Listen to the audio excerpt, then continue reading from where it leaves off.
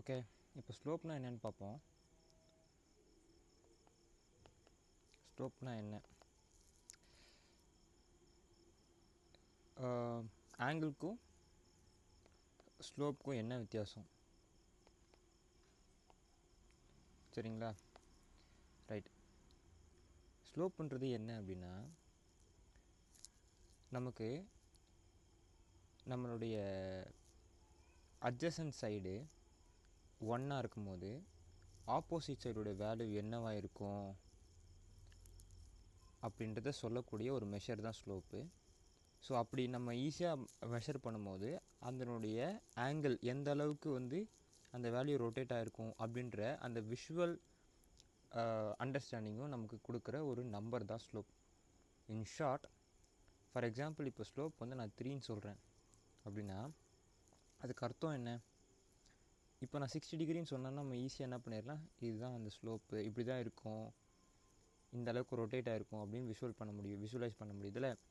ஆனால் ஸ்லோப்பில் 3 அப்படின்னா எப்படின்னா, நமக்கு அட்ஜசன்ட் சைடு, அதாவது 3/1ன்னு அர்த்தம். அட்ஜசன்ட் சைடு 1 அப்படின்ற பார்ட் எடுத்துக்கிட்டோம்னா எந்த அளவுக்கு எடுத்துருக்கீங்களோ இதை விட 3 டைம்ஸ் மேலே.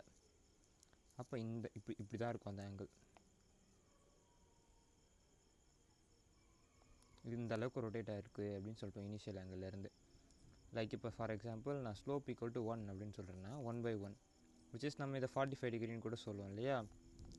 ஸோ இதை நம்ம இங்கே எந்த அளவுக்கு டிஸ்டன்ஸ் போடுறோமோ, யூனிட் எடுக்கிறோமோ அதே யூனிட்.